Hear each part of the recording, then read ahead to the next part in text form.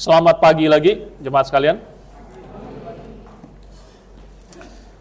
Sudah 1 bulan lebih yang lalu, saya mengajak kita untuk membaca Yosua pasal 24. Minggu lalu juga kita sudah lanjutkan Yosua pasal 24. Hari ini kita akan lihat lagi Yosua pasal 24. Dan ini sudah yang ketiga kalinya, yang terakhir. Saya harap Anda belum bosan. Ntar kalau nanti di masa depan saya balik ke sini lagi, bisa-bisa saja. Yosua pasal 24. Kita mulai baca ayat 31 dulu. Oke, 31. Lalu habis itu kita akan nyanyi. Baca ayat 14 dan 15. 31 dulu. Oke, Yosua pasal 24. Sama-sama. 1, 2, 3.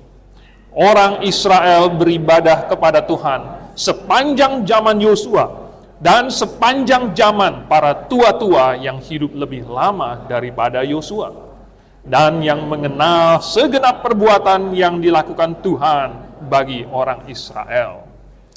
Luar biasa. Ayat 14 dan 15. 1, 2, 3. Oleh sebab itu, takutlah akan Tuhan dan beribadahlah kepadanya dengan tulus, ikhlas, dan setia. Jauhkanlah Allah yang kepadanya nenek moyangmu telah beribadah di seberang sungai Efrat dan di Mesir. Dan beribadahlah kepada Tuhan. Tetapi jika kamu anggap tidak baik untuk beribadah kepada Tuhan, pilihlah pada hari ini kepada siapa kamu akan beribadah.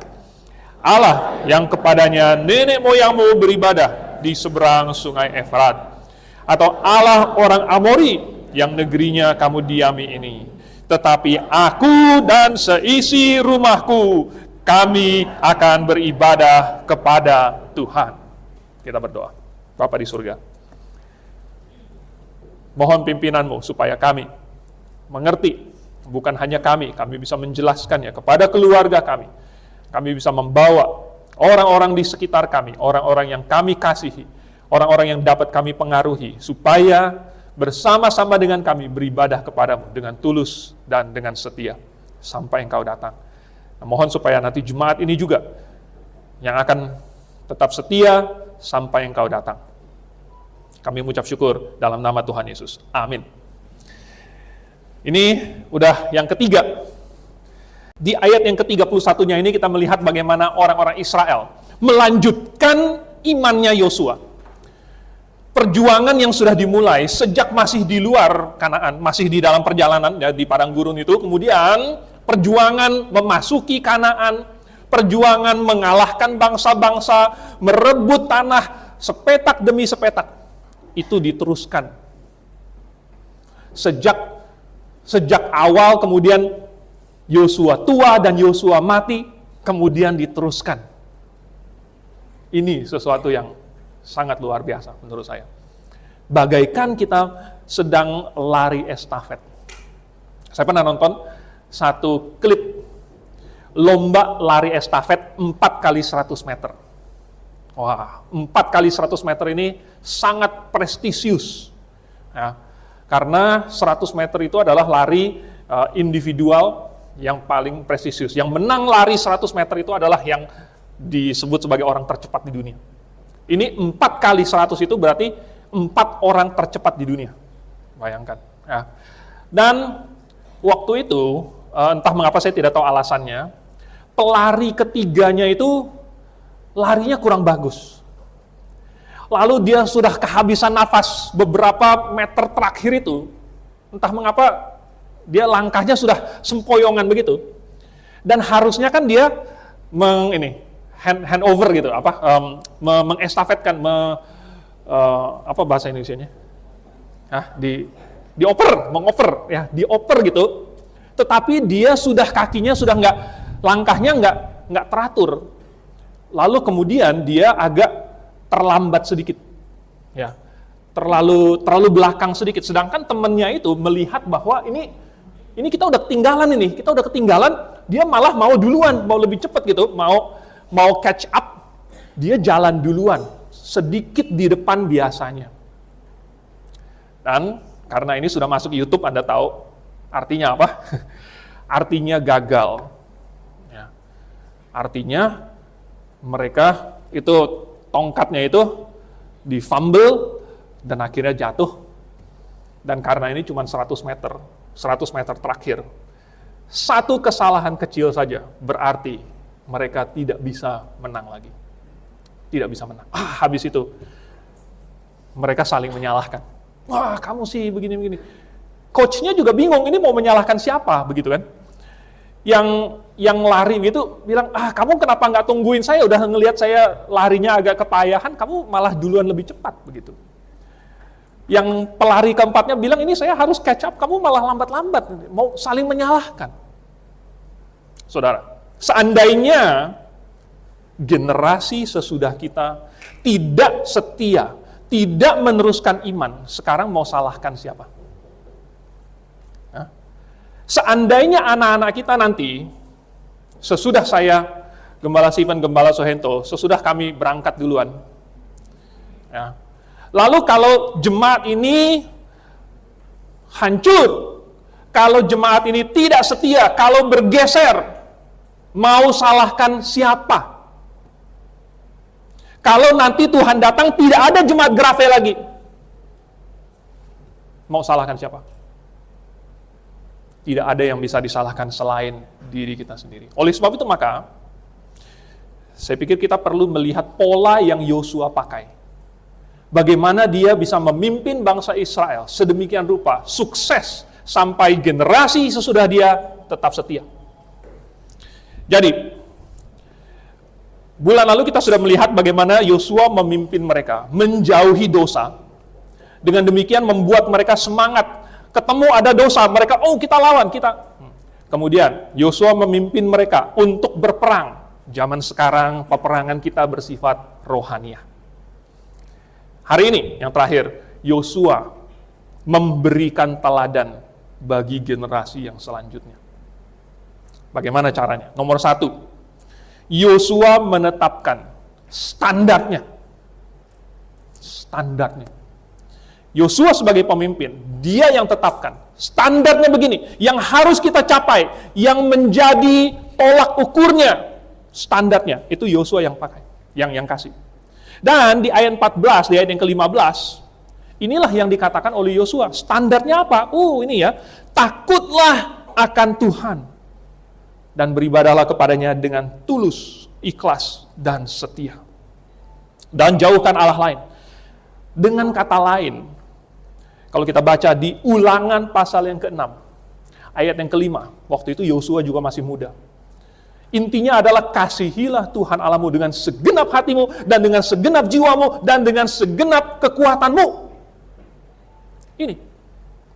Standarnya adalah takut akan Tuhan, mengasihi Tuhan, dengan segenap hati, pikiran, akal budi, jiwa, kekuatan. Saya yakin segenap hati itu sudah artinya segenap kekuatan. Dengan segenap pikiran. Tetapi sampai dikatakan pakai 3 lapis begitu, menunjukkan betapa pentingnya dan betapa intensifnya mengasihi Tuhan itu. Dan ini adalah suatu standar yang luar biasa tinggi, saudara. Ini bukan standar yang manusia bisa capai begitu saja. Ini adalah standar yang sempurna.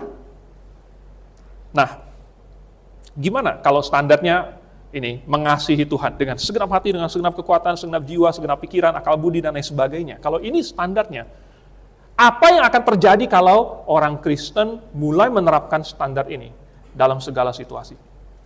Apakah orang Kristen akan, tiba-tiba begitu rohani? Apakah orang Kristen tiba-tiba berubah?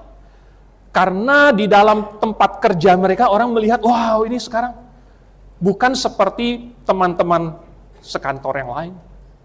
Ini berbeda.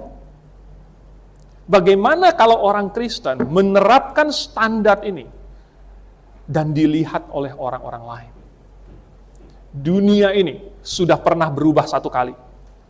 Ketika murid-murid Tuhan Yesus menerapkan standar ini dan kemudian memberitakan Injil sampai ke ujung bumi, maka dunia berubah semenjak kekristenan menjamur di mana-mana, dunia ini berubah. Bahkan di mana kekristenan tidak terlalu diterima, sudah ada perubahannya. Oh, saudara, ini luar biasanya. Kalau kita menerapkannya dalam kehidupan sehari-hari, misalnya hari Minggu pagi. Hari Minggu pagi, oh ada pilihan kan, saya mau bangun jam berapa nih? Oh, saya mau bangun deh, itu aja sudah pilihan. Saya mau bangun, saya mau datang ke gereja, itu juga suatu pilihan. Saya mau datang ke gereja yang jam berapa? Karena kebaktian kita dimulai jam 9 pagi, mulai dengan sekolah minggu. Baru kemudian jam 10-nya ada pertemuan umum di mana baik yang anak-anak sampai yang dewasa semuanya berkumpul bersama. Tetapi sebenarnya kebaktian kita sudah mulai jam 9 pagi.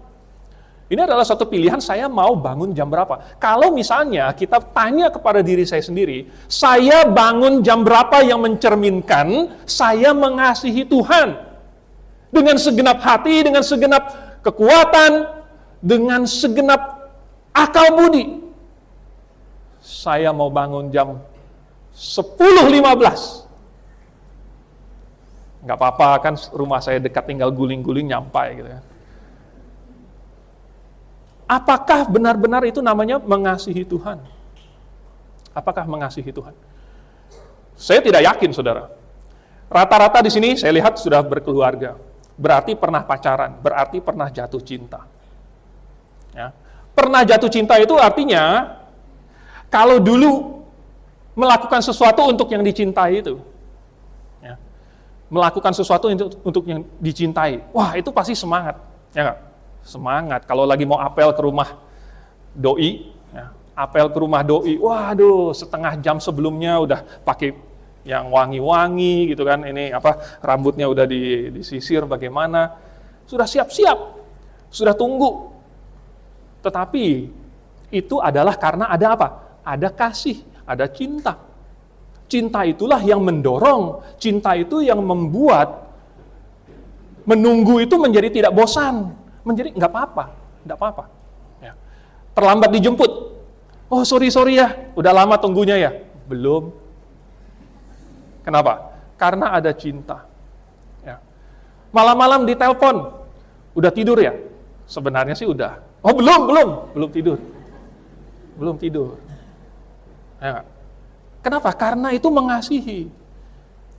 Nah, seandainya kita bertanya kepada diri kita sendiri, seberapakah saya mengasihi Tuhan? Apakah mencapai standarnya? Yaitu segenap hati, segenap kekuatan, segenap jiwa, segenap akal budi. Tentu harapan saya, jawabannya adalah, saya mau lebih lagi. Saya masih belum sempurna, saya tahu. Tetapi saya mau lebih mengasihi lagi. Saya mau mencapai standar itu. Saudara, ini standar yang Yosua kasih tahu kepada orang Israel. Kalau standarnya ditaruh rendah-rendah, ya nggak apa-apalah, mengasihi Tuhan sedikit saja. Datang ke gereja 1 kali saja seminggu. Mendengarkan firman Tuhan 2 kali, banyak sekali, 1 kali saja. Kalau standarnya ditaruh cetek-cetek, saudara, ya, ditaruh cetek-cetek, wah, nggak bisa mandi, ya, cetek-cetek nggak bisa nyemplung. Jadi standar yang ditaruh oleh Yosua bagi bangsa Israel itu tinggi sekali. Nah itu yang tadi di Ulangan 6 ayat 5, kasihilah Tuhan.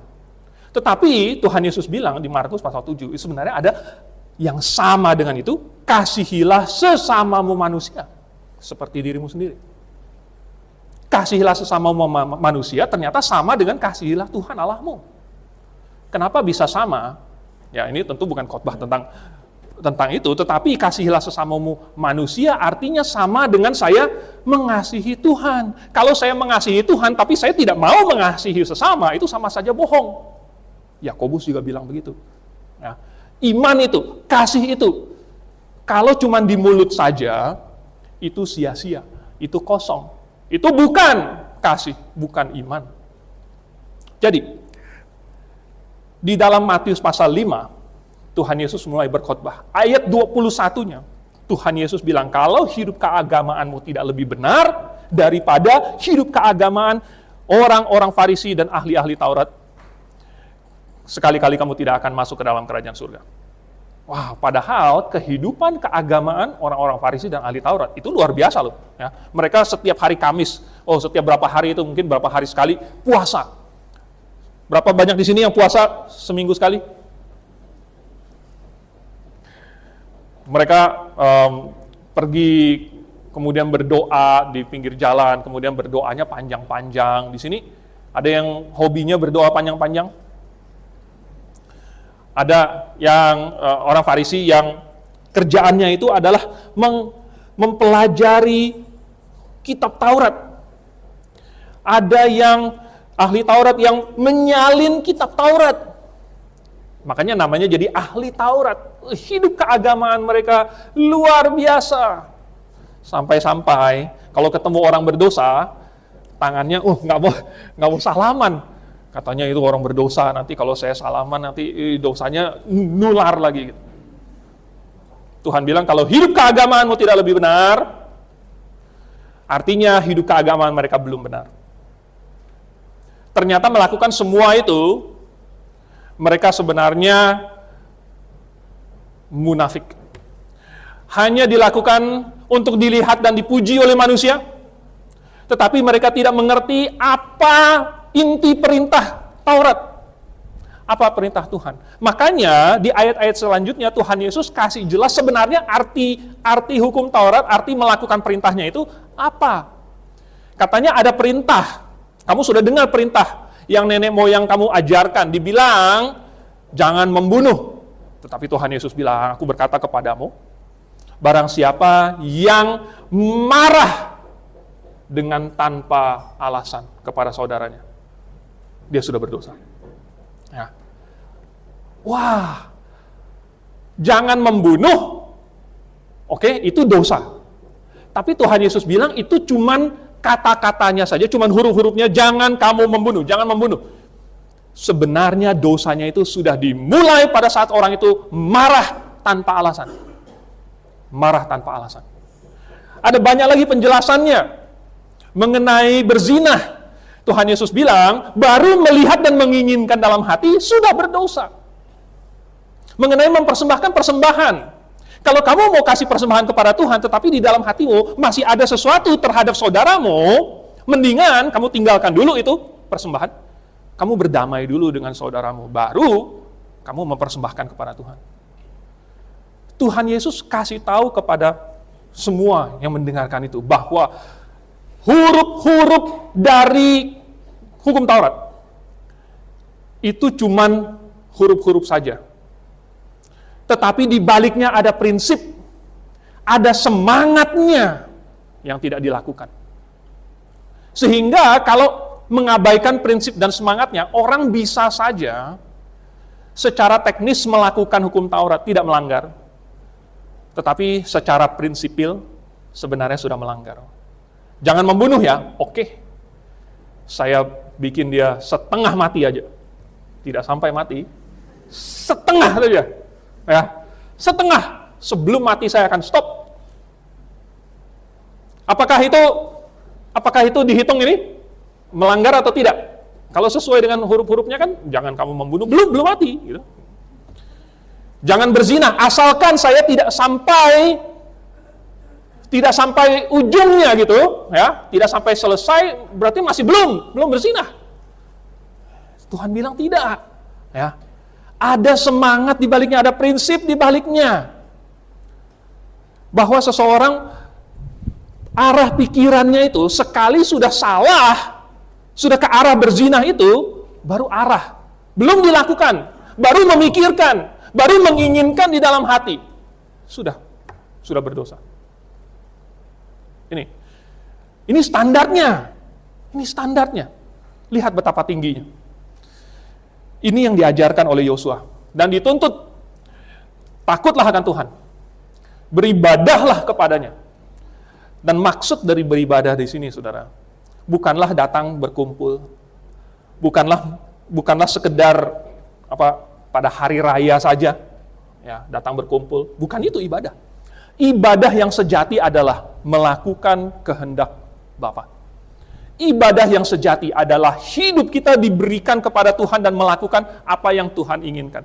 Beribadah yang sejati adalah Tuhan pakai badan saya, pakai hidup saya, pakai waktu saya, pakai uang saya, pakai semua pikiran saya untuk melakukan kehendak-Nya. Itu adalah ibadah yang sejati. Itu standarnya.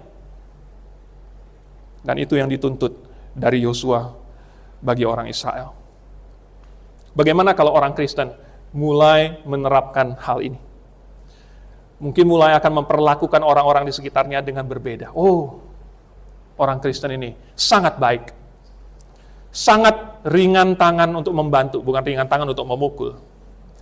Orang Kristen ini sangat jujur. Orang Kristen ini bisa dipercaya. Karena memakai standar yang tertinggi. Tidak ada standar lain yang lebih tinggi dari ini. Atau bahkan menyamai, nggak ada. Nah saudara, ditetapkan oleh Yosua baru bisa diikuti. Dan ini memimpin kepada poin yang kedua. Sesudah Yosua menetapkan standarnya, Yosua harus menghidupi sendiri standar yang diajarkan.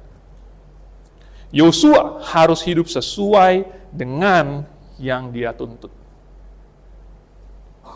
Kalau Yosua menetapkan standarnya, tapi dia tidak mengikutinya, maka dia tidak beda dengan orang Farisi. Makanya Tuhan Yesus bilang, ya lakukanlah seperti yang orang Farisi katakan, tetapi jangan ikuti apa yang mereka lakukan.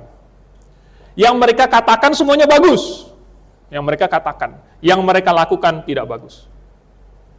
Itu karena mereka tidak melakukan apa yang mereka katakan. Loh, bukannya mereka kelihatannya? Ya, kelihatannya karena mereka melakukannya di depan orang untuk dilihat orang. Banyak orang Kristen hari ini datang ke gereja, iya, tetapi untuk dilihat orang, sehingga ketika orang tanya, kamu ke gereja enggak? Ke gereja. Tetapi apakah mendengarkan firman Tuhan? Apakah memperhatikan khotbahnya? Walaupun pandangan ke depan, ya, kepalanya ke depan, tetapi orang belakang tidak bisa melihat apakah matanya sebelah begini atau dua-duanya. Tidak bisa lihat. Yang bisa lihat siapa saudara? Yang di depan di sini. Dan saya kasih tahu ada CCTV juga. Tuh, nggak ada CCTV. Ya. Jadi, apakah benar-benar memperhatikan firman Tuhan? Tidak tahu. Ya. Tidak tahu. Oleh sebab itu, maka Yosua di sini, supaya memastikan generasi selanjutnya mengikuti standar yang sudah diajarkan, dia sendiri harus kasih contoh. Nih, saya juga mengikutinya, saya juga menghidupinya. Jangan cuma mengikuti apa yang saya katakan, ikuti juga apa yang saya lakukan. Yosua mau orang Israel percaya penuh, dia sendiri harus percaya penuh. Ya. Yosua mau orang Israel bersemangat, dia sendiri harus bersemangat. Baru bisa. Dan waktu pertama kali Israel mau masuk Kanaan, kan kirim 12 pengintai. Yosua dan Kaleb adalah salah satunya. Ada 10 orang, kemudian ada 2 orang. Yang 10 ini, mereka menjelajahi negeri itu. Sebenarnya 12-12-nya menjelajahi negeri, tetapi yang 10 ini melihat kota-kota yang berkubu, orang-orang yang tinggi besar, kereta-kereta besi, jumlah yang besar, dan mereka menjadi takut. Dan mereka mulai berpikir, kalau kita berperang lawan orang Kanaan ini, habislah kita. Lebih baik kita bilang bahwa, oh enggak, kita nggak bisa. Mendingan kita cari tempat lain saja. Mendingan kita cari aman saja. Mendingan kita tidak perlu terlalu ngotot. Hanya Yosua dan Kaleb yang berkata, tidak, Tuhan pasti akan memberikan negeri itu kepada kita. Pasti, kata Yosua. Jadi, ini menunjukkan bahwa justru dia yang beriman. Kalau dia tidak beriman, bagaimana dia bisa mengajak orang-orang Israel untuk ikut beriman? Menarik justru, karena si Yosua begitu percayalah, maka dia mau mengajak orang lain ikut percaya. Ya. Justru karena dia sendiri sangat percaya. Kalau dia tidak percaya, buat apa dia menghabiskan begitu banyak energi untuk berusaha meyakinkan orang lain kalau dia sendiri nggak percaya? Nah, Anda perhatikan, Artinya apa? Kalau orang tidak percaya, maka dia tidak akan terlalu semangat. Dia tidak akan mengajak orang lain. Mengajak teman, cuman seminar, mengajak cuman blok kelas, dia tidak semangat. Tetapi kalau dia sendiri sangat yakin, saudara, maka dia akan semangat. Sudah 2 tahun berturut-turut kita ada YSC. YSC ini adalah untuk orang muda. Bayarnya tiketnya berapa? Wih, mahal ya. Tiketnya mahal. Tapi ini acara bagus sekali. Kalau yakin. Ya. Tiketnya mahal ya. Ya, nggak apa-apa. Tetapi nanti saya yakin bahwa kalau mendengarkan firman Tuhan dengan serius, ada kemungkinan bisa diselamatkan. Saya akan ajak dia terus. Kalau ada keyakinan. Blok kelas, luar biasa sekali. Setiap kali blok kelas, setiap kali, ya, tidak pernah ada satu kali pun blok kelas di mana tidak ada hasilnya. Tidak ada orang yang diyakinkan. Tidak ada orang yang bergumul demikian hebat. Banyak di antara kalian di sini juga datang karena pertama kali mendengarkan blok kelas. Kalau kita yakin bahwa blok kelas ini sangat bagus, maka kita akan semangat juga. Setiap kali, nanti akan ada blok kelas lagi. Oke, saya akan ajak orang lagi. Kalau ada keyakinan itu. Nah, saudara, waktu Yosua akhirnya tua, dia mau supaya orang-orang mudanya melanjutkan kan peperangannya. Yosua dari muda sendiri sudah berperang. Jadi dia bisa bilang kepada orang-orang muda, ayo ikut berperang. Ayo terus berperang. Sama seperti saya dulu juga berperang pada waktu saya masih muda. Saudara, Yosua tahu prinsipnya bahwa dia harus melakukan apa yang dia tetapkan sebagai standarnya. Bayangkan jikalau kita melakukan apa yang kita ingin orang lain lakukan.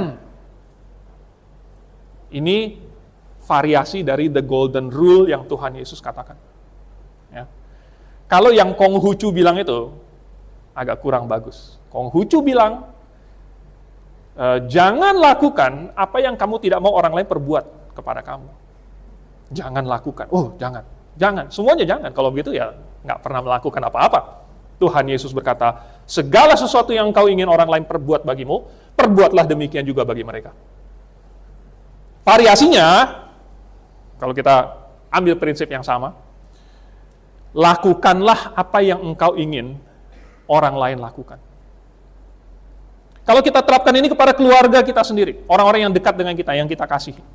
Kalau kita mau supaya anak saya nanti sekolah minggu, ya, maka bagaimana? Ya udah, papa tidur-tiduran, kamu sekolah minggu dulu.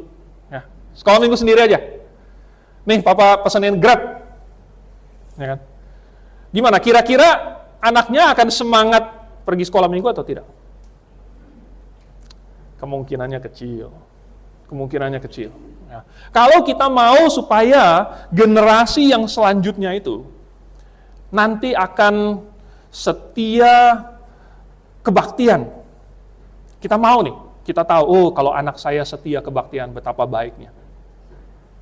Coba tebak apa yang harus kita lakukan sekarang. Anda sudah tahu. Maka yang generasi sebelumnya harus kasih contoh dulu, dianya setia. Baru generasi selanjutnya bisa melakukannya. Apakah kita mau nanti anak kita berbohong kepada kita? Tidak mau kan? Kalau begitu, kalau kita tidak mau dia berbohong kepada kita, kita juga jangan berbohong. Kita harus tunjukkan kita jujur. Kita mau anak kita nanti mengasihi kita.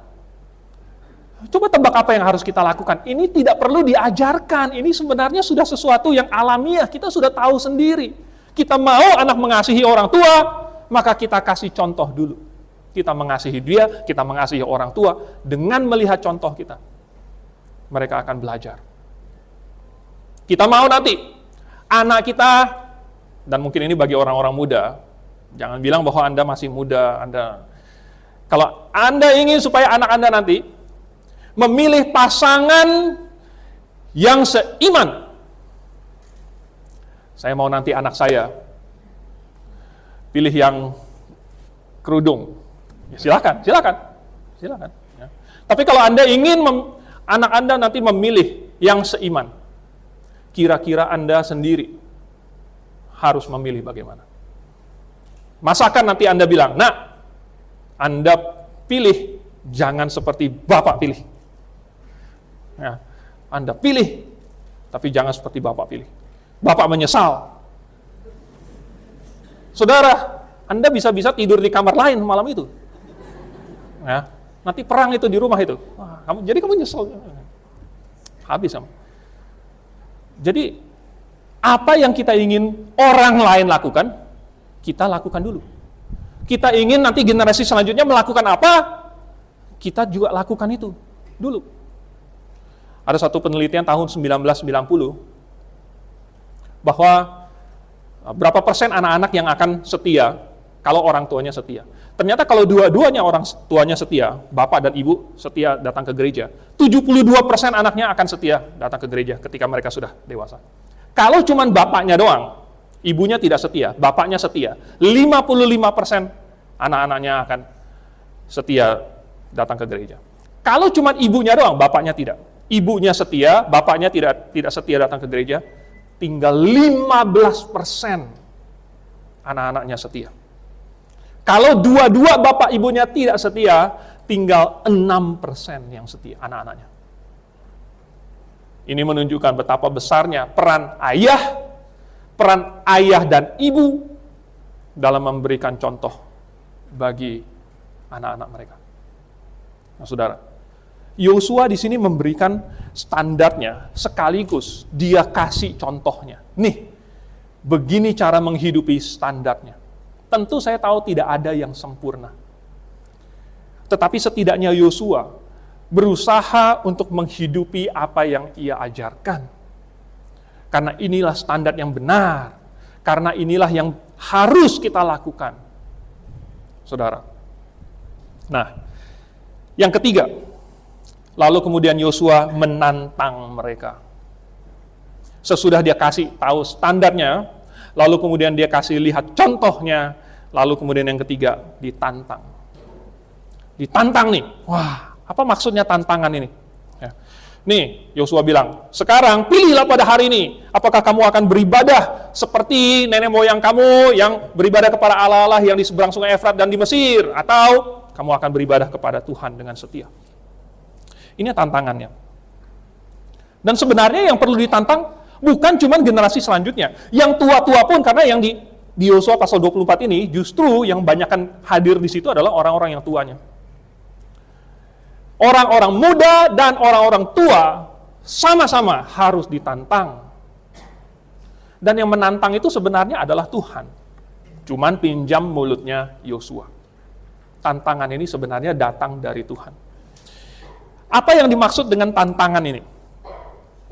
Bukan ini ya, nantang berkelahi gitu. Ayo, ini.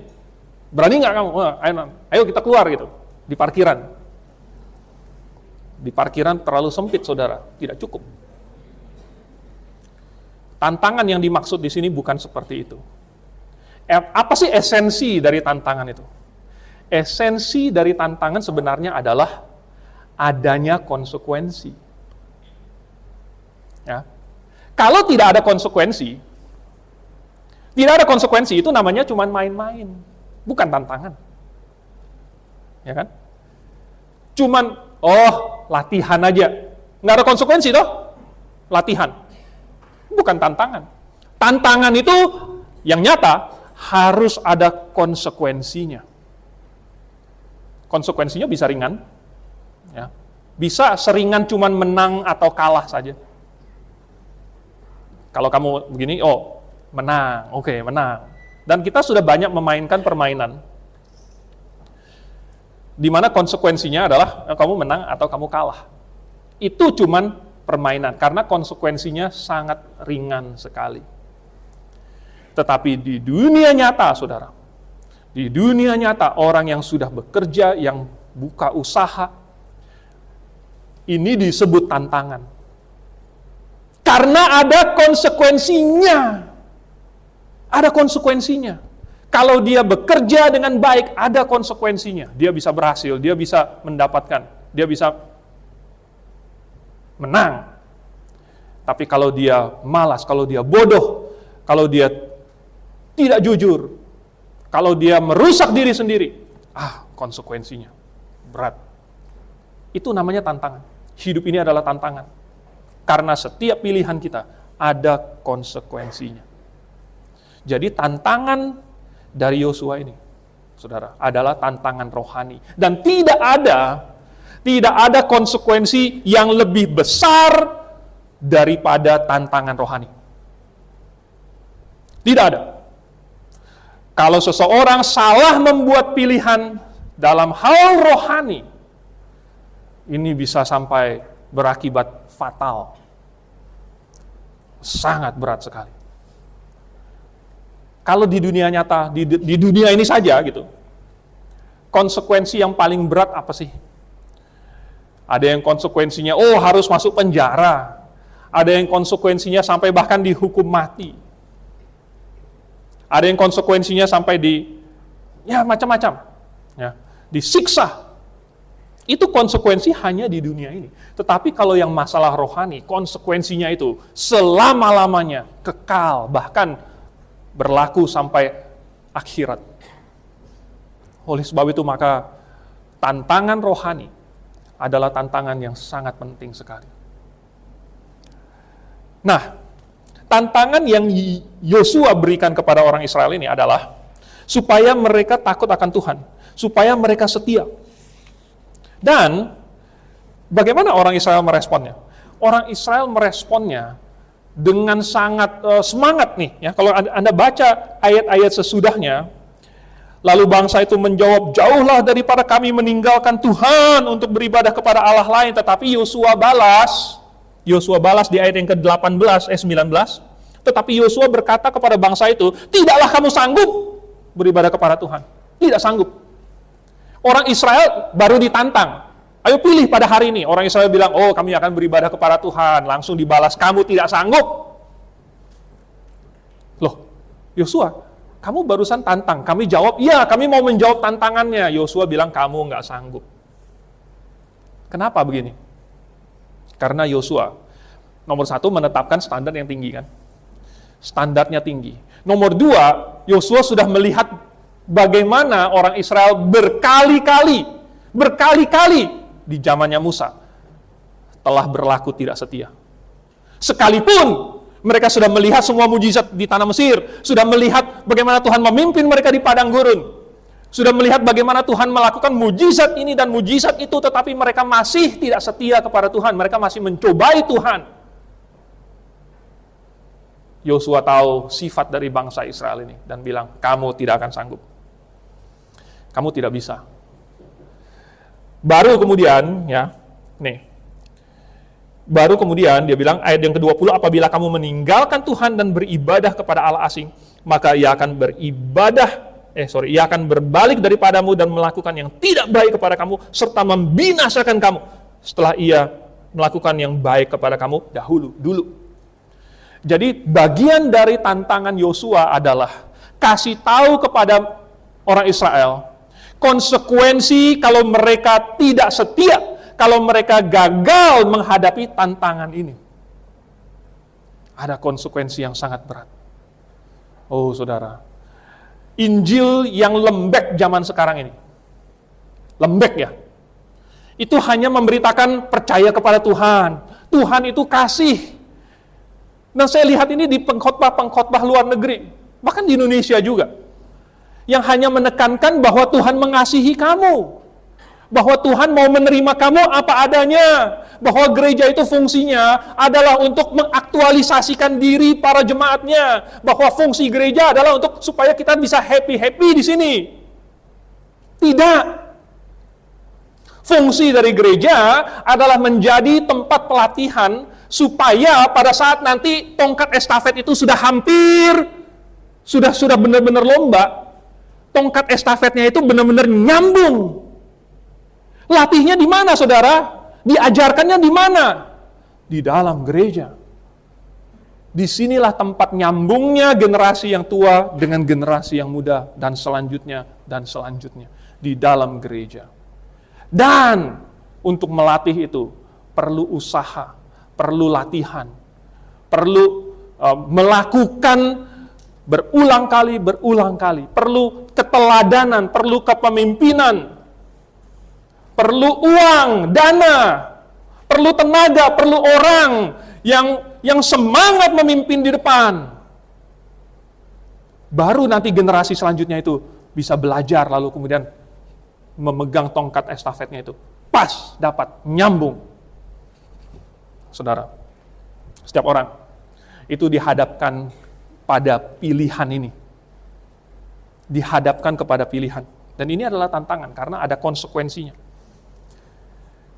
Tapi berapa kali, mungkin sering kali, kita merasa bingung, pilihan saya sudah benar atau belum. Sebenarnya pilihan yang terbaik itu apa? Pilihan yang terbaik itu apa? Saya baru-baru ini belajar satu permainan papan kayak catur, dan ada yang ngajarin. Lalu waktu diajarin, kan dikasih tahu, oh begini-begini, taktiknya, caranya begini. Ini siapa yang suka main catur di sini? Saya tahu karena banyak yang ikut lomba catur, ya kan? Lalu diajarin. Terus dia saya kasih tahu, ada yang bagus nih, gitu. Ada langkah bagus. Buat orang yang baru belajar, gimana rasanya kalau digituin, saudara? Kamu lagi serius gitu kan? Ada langkah bagus ya. Mana langkahnya? Kok dia bisa lihat, saya nggak bisa lihat gitu kan? Terus dia bilang, wah, ini ada satu langkah yang bisa menyelamatkan kamu. Makin takut lagi. Cuman satu langkah yang bisa menyelamatkan saya. Waduh, gawat ini. Akhirnya, saya, udahlah peduli amat apa kata dia kan. Saya nggak tahu gitu. Langkah yang dia maksud, langkah mana. Adalah pokoknya bikin langkah sesuai dengan yang saya tahu saja. Yang menurut saya terbaik. Untung ternyata, bagus dia bilang, itu langkahnya. Baru saya, agak puas diri juga, ternyata diajarin bisa juga.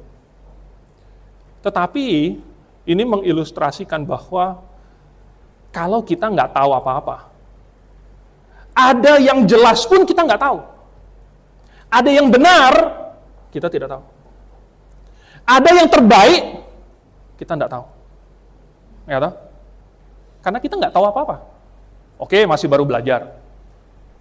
Tetapi lama-lama kalau kita sudah main beberapa kali, terus masih nggak tahu terus, masih tetap nggak tahu, gimana? Ya, ini agak slow gitu kan, agak slow. Karena diajarin, dikasih contoh, sudah dikasih tahu begini, masih belum mengerti juga, agak slow. Hal-hal rohani juga demikian, saudara.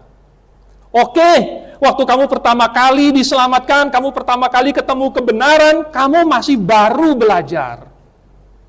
Baru. Tetapi, banyak membaca firman Tuhan, lalu kemudian mendengarkan khotbah, ikut kebaktian, ikut seminar, ikut blog kelas. Kalau masih tidak tahu yang terbaik, masih tidak tahu kehendak Tuhan, masih tidak tahu apa yang Tuhan inginkan, nggak tahu slow ini masih kata yang tepat atau enggak. Ya. Mungkin Tuhan, atau mungkin nggak usah Tuhan lah, Tuhan nggak ngomong sih ya. Tetapi mungkin ada yang di pinggir juga bilang, ada langkah yang terbaik. Ya, ini ada langkah yang baik, yang bagus sekali. Yang sesuai dengan firman Tuhan. Maka seharusnya kita belajar. Saya mau lebih baik lagi. Saya mau tahu lebih banyak lagi. Apa tujuan dari khotbah di mimbar? Bukan sekedar mengajarkan budi pekerti tentang, kamu harus jujur ya, kamu jangan berjudi ya, kamu jangan berzinah ya. Itu semua orang juga sudah tahu, nggak usah dikhotbahkan di atas mimbar juga semua sudah tahu. Tujuan dari khotbah adalah membukakan firman Tuhan, lalu kemudian dari situ memperkenalkan nih Tuhan itu kayak gini. Tujuan dari khotbah itu adalah untuk membuka pikiran kita, Lalu kemudian, wow, ternyata Tuhan menyingkapkan sifatnya, menyingkapkan kehendaknya dengan cara begini. Dan itu moga-moga membuat hati itu merasa, saya senang dengan ini. Saya mau tahu lebih banyak. Tujuan dari khotbah adalah untuk menginspirasi orang yang mendengarnya untuk belajar lebih banyak, untuk tahu lebih banyak. Jangan sesudah khotbah, dah tutup, sudah selesai.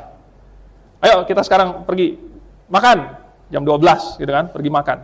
Lalu sesudah makan ditanya lagi, tadi khotbahnya apa? Itu apa? Main papan catur itu. Itu apa? Tongkat estafetnya. Yang diingat cuman yang lucu-lucunya, apa gunanya? Saudara, kalau Anda tidak mengenal akhirnya mengenal Tuhan seperti apa, tidak mengenal apa yang Tuhan inginkan, tidak menginternalisasi standar yang Tuhan tuntut, lalu tidak membuat keputusan, oke, kalau begitu saya akan begini, oke, kalau gitu saya akan menuntut ini diri harus begini. Saya buat standar untuk diri saya sendiri, buat standar untuk keluarga saya akan menjauhi dosa, saya akan berperang secara rohani, saya akan tambah semangat lagi. Kalau tidak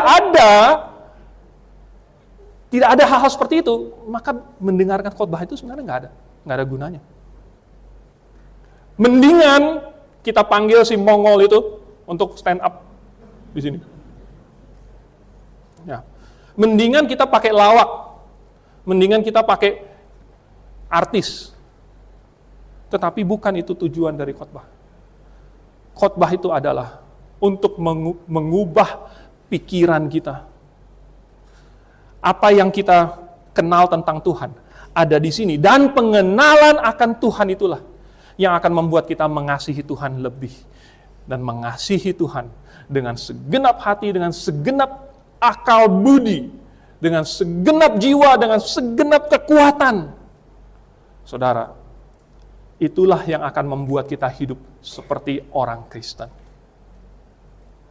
Dan bukan seperti orang Farisi. Seperti orang Kristen. Dan kalau kita hidup seperti orang Kristen, dan kita menuntut itu juga dari generasi selanjutnya, dan kita kasih contoh, dan kita tantang mereka, dan mungkin kalau anak yang sangat kecil kita tidak bisa kasih konsekuensi yang terlalu berat, karena mereka masih kecil. Tetapi kita perkenalkan, ada konsekuensinya. Kalau kita tidak datang ke gereja, akan ada konsekuensinya. Kalau kita tidak mengasihi Tuhan, akan ada konsekuensinya. Kita bisa tunjuk, nih lihat. Dari 2 orang yang tahun 1800-an merupakan saudara. Lalu kemudian salah satunya menjadi pengkhotbah dan salah satunya menjadi penjahat.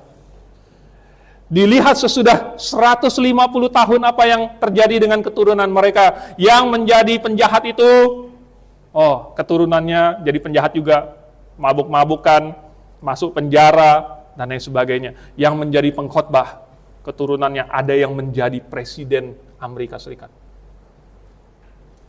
Lihat bahwa pilihan kita ada konsekuensinya. Ini tantangan. Ini tantangan. Dan apa pilihan yang akan kita buat? Buat diri kita sendiri. Dan nanti generasi yang selanjutnya mereka harus buat untuk diri mereka sendiri. Mari kita tundukkan kepala. Kita berdoa.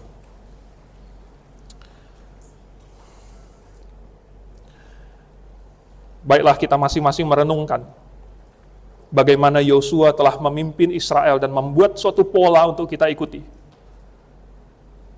Dan sekalipun kadang pilihan rohani itu sulit, tetapi kita harus tahu akan konsekuensinya dan membuat pilihan yang benar. Yosua telah memimpin Israel menjauhi dosa dan berperang secara rohani. Dan menetapkan standar buat Israel dan menghidupi standar itu. Dan sekarang tantangannya sampai kepada kita. Bagaimana kita akan menjawab tantangan itu? Tadi orang Israel, mereka berkata, kami akan mengikuti Tuhan. Yosua bilang, kalian tidak sanggup. Baru kemudian orang Israel berjanji kembali. Orang Israel, mereka menetapkan hati, mereka menjadikan sebagai saksi, Tuhan sebagai saksi, bahwa mereka akan setia. Hari ini kita berada di persimpangan jalan, di mana generasi-generasi bertemu. Dan mungkin generasi yang pertama ini sebagian sudah mulai meninggalkan kita. Dan mau mengestafetkan kepada generasi yang selanjutnya. Dan Grave sekarang sudah hampir berumur 29 tahun. Baiklah kita memohon kepada Tuhan, supaya kita semakin mengenal Dia dan semakin mengasihinya. Bapa di surga, tolonglah supaya jemaat GBIA Grave ini tetap setia lewat pengenalan akan firman Tuhan, doktrin yang benar, dan lewat melakukan apa yang benar, apa yang terbaik. Kami serahkan diri kami, jemaat ini semua, ke dalam tangan-Mu, dalam nama Tuhan Yesus. Amin.